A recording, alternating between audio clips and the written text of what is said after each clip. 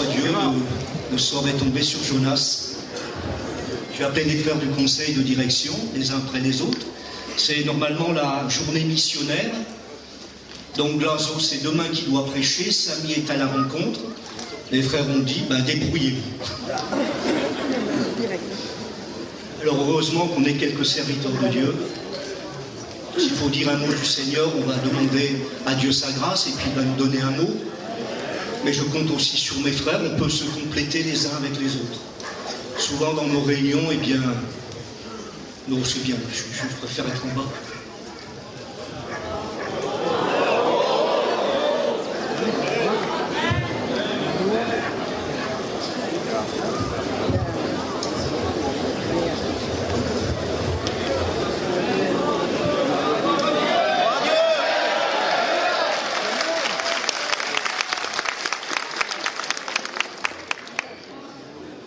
Béni soit Dieu. Amen. Le message que je vais apporter, je ne vous cache rien, c'est ce message que j'ai apporté l'autre jour à la réunion de prière pour ceux qui étaient là, et je l'ai un peu écourté parce que dans les réunions de prière, il faut laisser le temps pour la prière, et j'essaierai d'aller jusqu'au bout, vous apporter vraiment ce que Dieu a mis sur mon cœur. Adieu.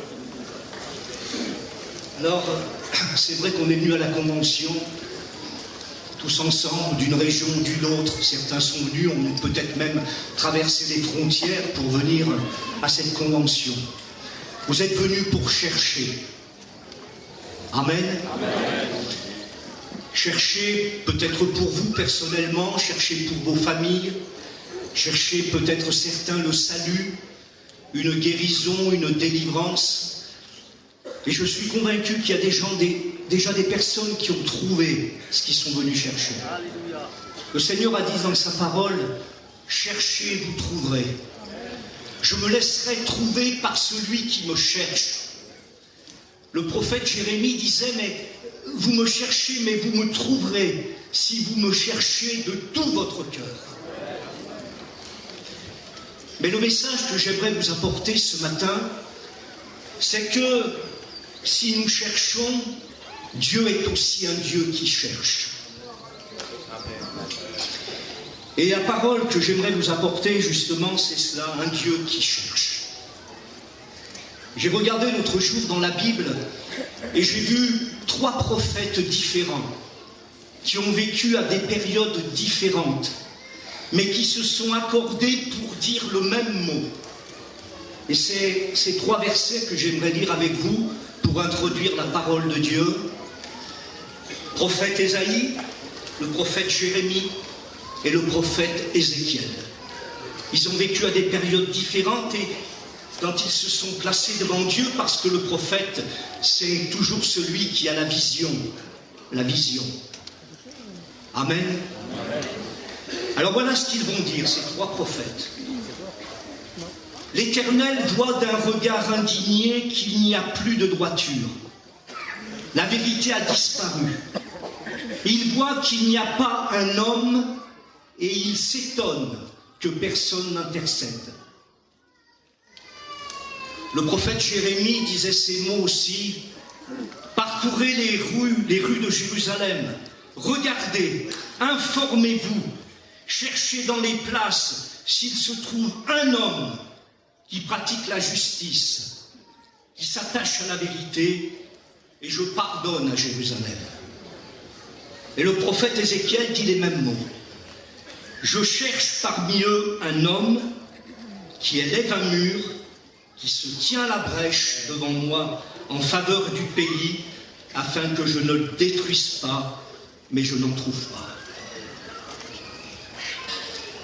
Ces 3 prophètes s'accordent pour dire la même chose. Dieu cherche un homme. Et ce matin, parmi tout ce peuple, Dieu dit la même chose. Je cherche un homme. Simplement un homme. Et on va voir de quel type d'homme Dieu cherche. Tout d'abord, il ne cherche pas un être humain. Dans le monde, il y a plus de 8 milliards d'êtres humains. Quelqu'un disait un jour, il y a de moins en moins d'hommes. Il ne cherche pas non plus un surhomme, vous savez, qui avec sa prestance, son élégance, sa voix, un bel orateur, qui attirerait tous les gens à lui. Alors que quand on prêche, on doit amener les gens vers Jésus. Amen. Je dis souvent, un serviteur de Dieu, c'est un projecteur, tout simplement. Un lampadaire, si vous préférez. Mais celui qui doit être éclairé, c'est Jésus. Amen. Chaque fois que l'on prêche, chaque fois que l'on témoigne, chaque fois que l'on chante, celui qui doit être éclairé, c'est Jésus. Dieu ne cherche pas un surhomme. L'autre jour, j'ai eu l'occasion de parler sur une prophétie. Vous croyez aux prophéties? La Bible dit, n'éteignez pas les prophéties, ne méprisez pas les prophéties. Examinez tout la prophétie, retenez ce qui est bon. Et cette prophétie disait ces mots-là, dans les temps difficiles que nous allons vivre, parce qu'il y a des temps difficiles qui sont devant nous.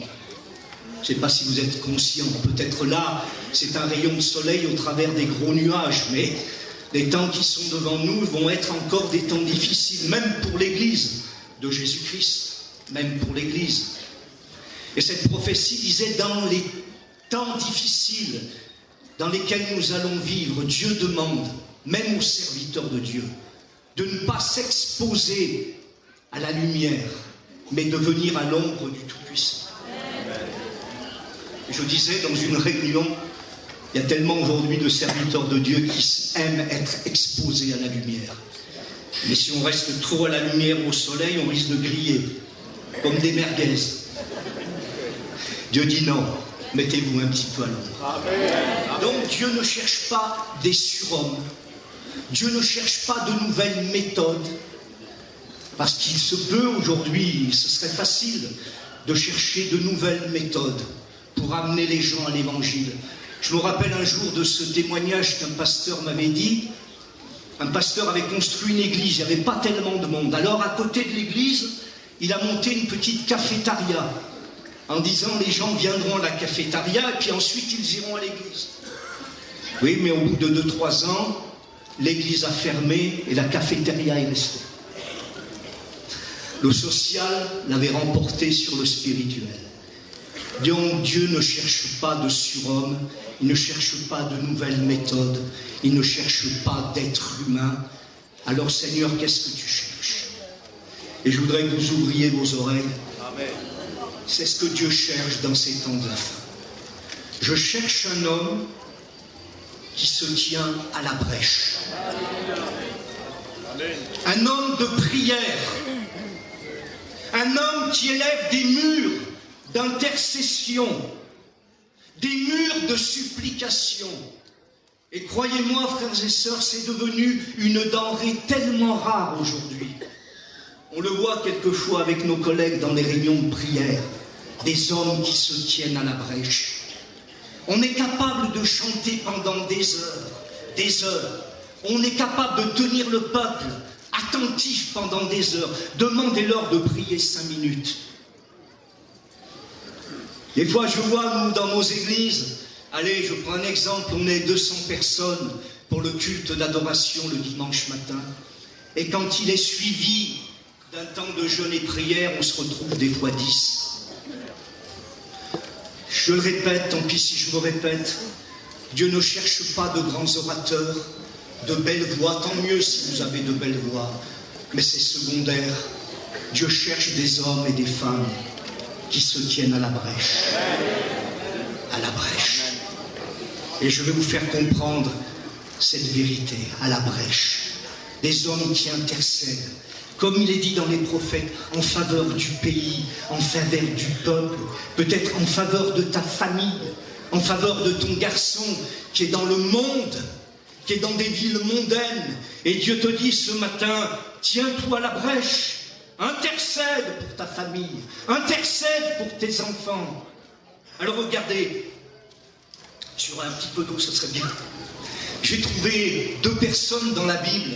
Oh, vous allez dire, mais frère Gérard, tu as mis la barre un petit peu haute quand même. Mais peu importe, on verra ça tout à l'heure. Le premier personnage, qui s'est tenu à la brèche, c'est Moïse. Mais je reviens un petit peu avant, j'ai oublié de dire quelque chose. Vous savez comment j'ai imaginé cette prédication? Le Seigneur qui passe avec une lanterne allumée dans nos églises. Vous savez, nos belles églises aujourd'hui, nos églises luxueuses, avec du marbre, avec du travertin, avec les dernières climatisations, avec les colonnes, parce qu'il faut des colonnes aujourd'hui. Merci. Et Dieu passe dans ces églises avec la lanterne, et le serviteur peut l'arrêter. C'est mon église que tu cherches? Il dit non, je cherche un homme. L'église c'est secondaire, moi d'abord je cherche un homme. Moi j'ai connu des églises en carton, dans la région du Puy-de-Dôme. Là-bas il y avait un vieux frère, je ne citerai pas son nom, il est parti auprès du Seigneur.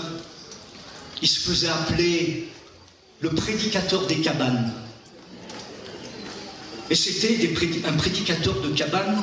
Ce n'était pas des églises avec des climatisations, des églises avec des palettes, des cartons. Par terre, c'était de la sueur. Mais quand on rentrait là-dedans, il y avait une présence de Dieu. Je cherche un homme qui se tient à la brèche. Dieu cherche dans ces temps de la fin des hommes et des femmes de prière. Parce que mes sœurs, vous êtes inclus aussi dans le message. Des hommes et des femmes qui se tiennent à la brèche et qui intercèdent. Comme Moïse. Écoutez ces deux versets que j'ai notés. Moïse, psaume 106. Ils se firent un veau en Horeb. Ils se prosternèrent devant une image en médaille fondue. Ils échangèrent leur gloire contre la figure d'un bœuf qui mange de l'herbe. Ils oublièrent Dieu, leur sauveur, qui avait fait pour eux de grandes choses en Égypte et des prodiges sur la mer Rouge. Alors, l'Éternel parlait de les exterminer. Mais écoutez ce que dit Moïse. Mais Moïse se tint à la brèche devant Dieu pour l'empêcher de les exterminer et de détourner l'Éternel de sa fureur. Il s'est tenu à la brèche. Deutéronome chapitre 9. La colère et la fureur de l'Éternel étaient tellement grandes qu'il voulait détruire le peuple et même Aaron. Mais moi, dit Moïse, je me suis tenu devant l'Éternel 40 jours, 40 nuits, sans manger de pain, sans boire d'eau, afin d'obtenir la faveur de l'Éternel, et Dieu m'exauça. Voilà, quand on se tient à la brèche, quand on intercède. Moïse, vous allez dire, mais la barre est haute, hein. 40 jours, 40 nuits, sans boire d'eau, sans manger de pain. Et Dieu dit, la Bible dit, Moïse dira, et Dieu m'a exaucé. Il a été même jusqu'à dire, il s'est prosterné devant l'Éternel afin d'obtenir la faveur du peuple, jusqu'à dire, pardonne le peuple, sinon, efface-moi de ton livre de vie. Amen. Voilà ce que Dieu cherche ce matin. Des hommes qui se tiennent à la brèche. Parce que les temps qui sont devant nous sont des temps difficiles. Du temps d'Ésaïe, du temps de Jérémie, du temps d'Ézéchiel. D'ailleurs, on l'a lu au travers des textes. Dieu regarde d'un air indigné, il n'y a plus de droiture, il n'y a plus de vérité. Et c'est ce qu'on vit aujourd'hui dans ces temps. Il n'y a qu'à regarder comment le monde fonctionne aujourd'hui. Il n'y a plus de vérité, il n'y a surtout plus de moralité. Et vous comprenez ce que je veux dire. Aujourd'hui, on appelle le mal bien et le bien mal. Si tu fais le bien, tu n'es pas cru. Si tu fais le mal, tout le monde te croit. Et nous sommes des enfants de Dieu. Moïse s'est tenu à la brèche pour tout un peuple. Tout un peuple. Alors, on va voir aussi un homme de Dieu qui s'est tenu à la brèche pour une personne. Et ce matin, c'est ce que Dieu te rappelle. Il faut que tu te tiennes à la brèche, peut-être, pour ton compagnon qui est dans le monde, pour ton fils qui sort tous les soirs et qui va dans ces villes mondaines. Tiens-toi à la brèche, mon frère, ma sœur, afin que Dieu t'exauce. Ce personnage dont j'aimerais vous parler, c'est Abraham. Alors que je retrouve les pages, excusez-moi, je ne suis pas préparé, mais je compte sur la grâce du Seigneur. Amen.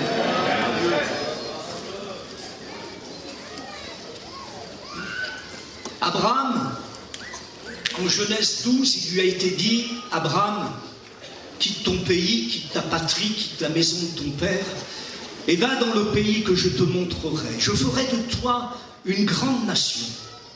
Et l'auteur aux Hébreux nous dit que c'est par la foi que, lors de sa vocation, Abraham obéit et partit dans un pays qu'il devait recevoir en héritage. Il partit sans savoir où il allait. Dieu lui fait la promesse d'une grande postérité. Genèse 15, Dieu réitère sa promesse. Abraham, je suis ton bouclier, ta force. Ton nom sera grand. Je vais faire de toi une grande nation. Et Abraham dit, Seigneur, mais que me donneras-tu? Je m'en vais sans enfant, et Eliezer de Damas, ce sera lui mon héritier.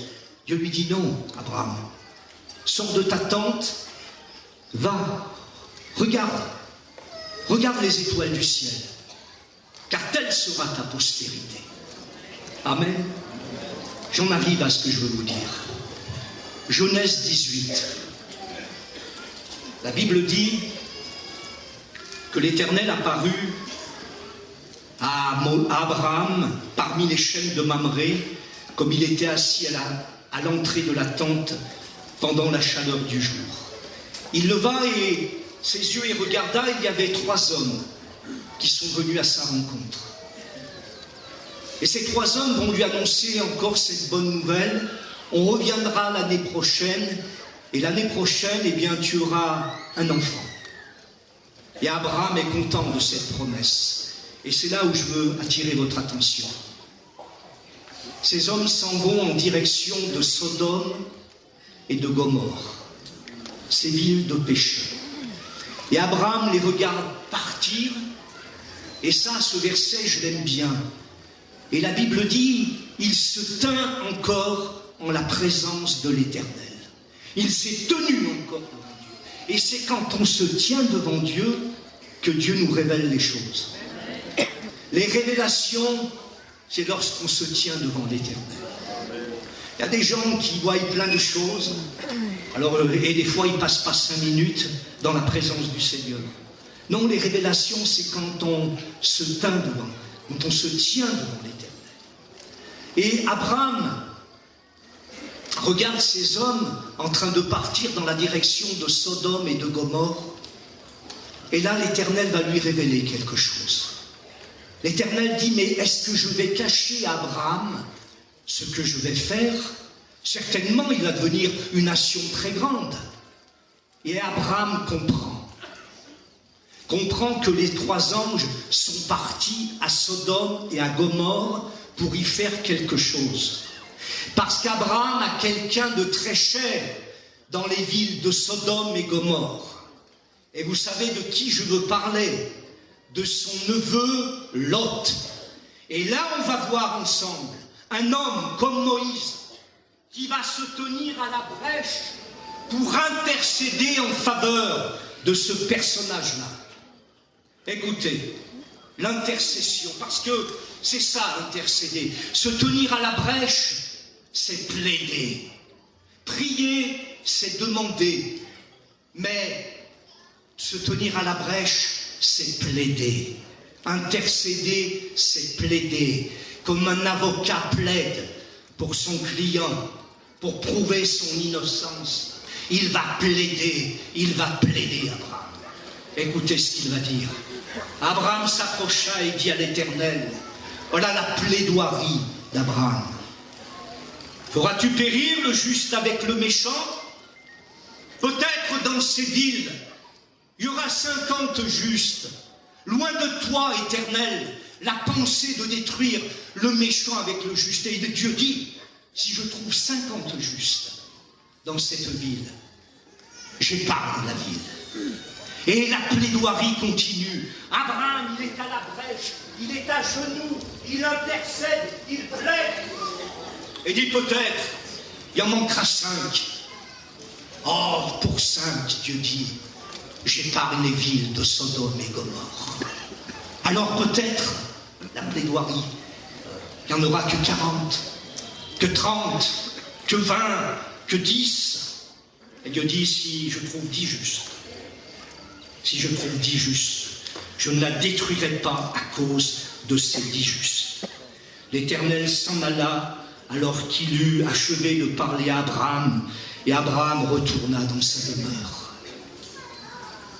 Et pour ceux qui connaissent la Bible, vous savez ce qui s'est passé pour ces villes de Sodome et Gomorrhe. Les 10 justes n'y étaient pas, et le feu de Dieu est tombé sur ces villes et les a complètement détruites. Mais ce que je veux dire, écoutez bien, il y a un homme qui est sorti de Sodome et Gomorrhe, Lot, sa femme et ses 2 filles. Et ça, c'est marqué dans la Bible. Si Abraham ne se serait pas tenu à la brèche, je ne donne pas cher de la peau de Lot. Pourquoi? Parce qu'il est écrit ceci dans la Bible. La femme de Lot, regardant en arrière, devint une statue de sel. Abraham se leva de bon matin pour aller au lieu où il s'était tenu en présence de l'Éternel. Il porta ses regards du côté de Sodome et de Gomorrhe, et sur tout le territoire de la plaine. Voici, il vit s'élever une terre, de la terre comme une fumée, comme la fumée d'une fournaise. Verset 29. Lorsque Dieu détruisit les villes de la plaine, il se souvint d'Abraham et fit sortir, échapper Lot du milieu du désastre. Comprenez?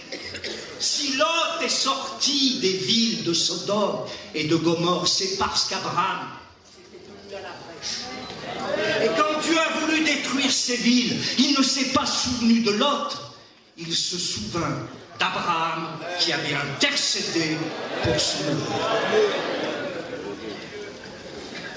Est-ce que tu n'as pas un Lot chez toi?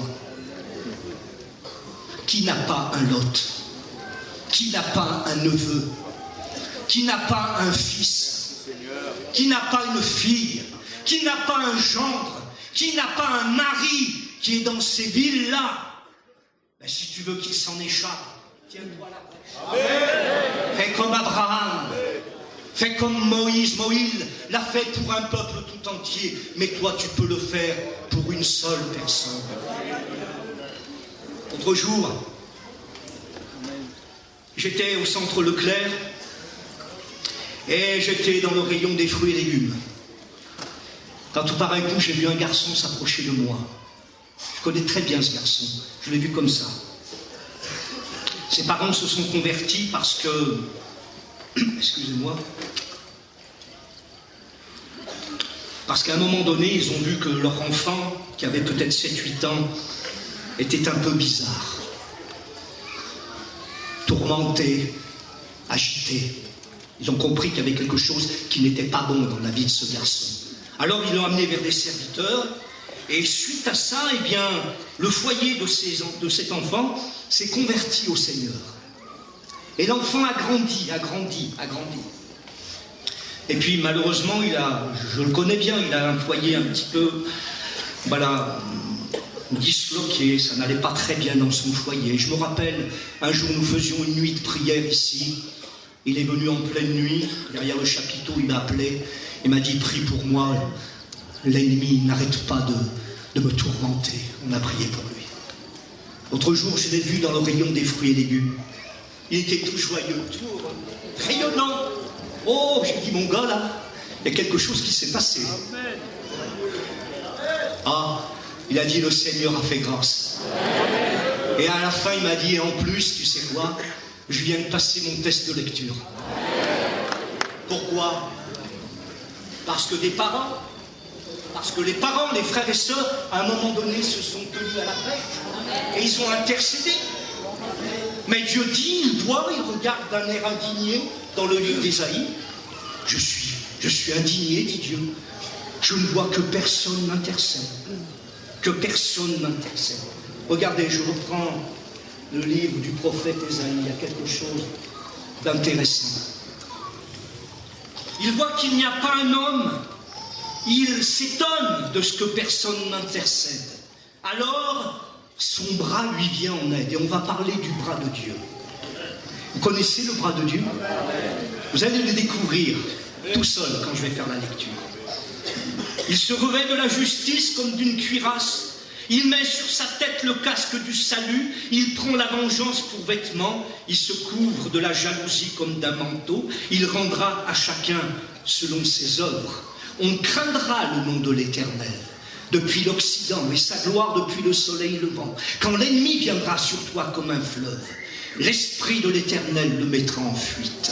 Un Rédempteur viendra pour Sion et pour ceux de Jacob qui se convertiront de leurs péchés, dit l'Éternel. Alléluia. Amen. Vous avez reconnu le bras de l'Éternel? Dites son nom. Plus fort. C'est Jésus. Et je voudrais vous parler de ce Jésus qui s'est tenu à la brèche. Parce que Jésus ne nous demandera jamais de faire quelque chose qu'il n'est pas capable de faire lui-même. Jésus s'est tenu durant son ministère à la brèche. Écoutez ce verset de la Bible. Parce qu'il s'est livré lui-même à la mort et qu'il a été mis au nombre des malfaiteurs, parce qu'il a porté le péché de beaucoup d'hommes et qu'il a intercédé pour les coupables. Ah, voilà Jésus à la brèche, en train d'intercéder pour les coupables. Moi je croyais qu'il intercédait pour des justes. Non, non. Dieu dit, moi j'intercède pour les coupables. Évangile de Jean, chapitre 8. Un jour, on a surpris une femme en flagrant délit d'adultère. Il faut appeler un chat un chat. Et on l'a amenée aux pieds de Jésus. Les pharisiens l'ont amenée aux pieds de Jésus. Et on dit, Jésus, la loi ordonne de lapider une telle personne. Toi, que dis-tu? Jésus ne dit rien, il les écoute. Il est en train d'écrire sur terre. Et puis à un moment, et j'aime les paroles de Jésus. Il va dire, le premier d'entre vous, qui n'a jamais péché, qui jette le premier la pierre contre elle. Et la Bible dit qu'accusés dans leur conscience, du plus petit jusqu'au plus grand, ils ont laissé tomber à terre leurs pierres et sont partis. Amen. Jésus s'est trouvé avec cette femme tout seul et a dit, femme, où sont ceux qui t'accusent? Va, je ne te condamne pas non plus, mais va et ne pêche plus. Il intercède pour les coupables. Pour les coupables. C'est son ministère. Ministère d'intercession. Son bras lui vient en aide à Dieu. Il voit que personne n'intercède. Alors, durant le ministère, il n'a pas cessé d'intercéder. Vous connaissez les évangiles, je ne veux pas tout vous dire, mais à la croix du Calvaire, il a encore intercédé. Alors qu'il était entre ciel et terre, alors qu'il était en train de souffrir, de donner sa vie pour les pécheurs. Écoutez ces paroles. Père, pardonne-leur, parce qu'ils ne savent pas ce qu'ils font. Voilà le véritable intercesseur. Il n'a pas cessé d'intercéder, d'intercéder, d'intercéder. Aujourd'hui, j'ai griffonné ces mots l'autre jour. Jésus a un ministère céleste. Vous croyez que Jésus est en train de se croiser les bras là-haut? Non, non. Il a eu un ministère terrestre, il a aussi un ministère céleste. Écoutez la parole de Dieu. Parce qu'il demeure éternellement, Hébreux chapitre 7, parce qu'il possède un sacerdoce qui n'est pas transmissible, C'est pour cela qu'il peut sauver parfaitement ceux qui s'approchent de lui, étant toujours vivant pour intercéder en leur faveur. Ministère céleste. Il intercède encore aujourd'hui. La Bible dit: qui accusera les élus de Dieu? Qui les condamnera? Christ est mort, bien plus, il est ressuscité, il est à la droite de Dieu et il intercède pour nous. Il intercède pour nous. Il se tient à la brèche et il intercède. Je n'irai pas plus loin. Si mes collègues veulent dire un mot derrière moi, je serais vraiment content. Mais le seul mot que j'ai à vous dire ce matin: Dieu cherche un homme. Pas un surhomme, pas un surhomme, pas un super-héros. Ça, c'est dans les bandes dessinées, dans les films américains. Dieu ne cherche pas un surhomme, il ne cherche pas un être humain, il ne cherche pas de nouvelles méthodes, il ne cherche pas quelqu'un qui voudrait une place. Non, Dieu dit: moi je veux un homme et qui intercède. Est-ce qu'il pourra le trouver en chacun d'entre nous? Interrogeons-nous, examinons-nous. Je voudrais maintenant prier le Seigneur. Merci pour ta grâce, pour ces quelques mots. Kiki, tu veux venir ici prier? Viens mon frère, viens prier.